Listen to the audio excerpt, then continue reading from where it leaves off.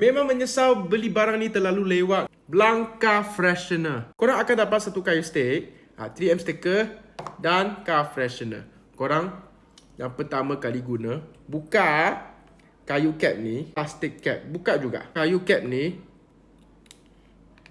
letak dalam kayu kecil. Dia boleh attach. Tutup je.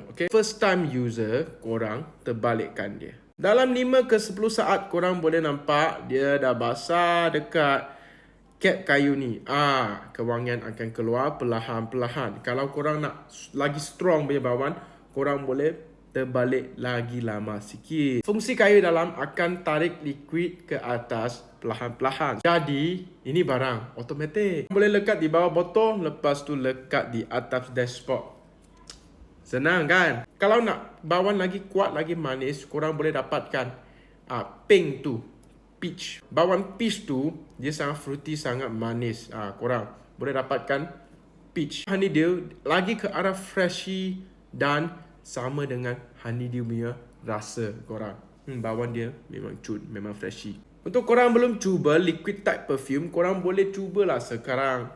Sekarang ada promosi juga. Dapatkan segera.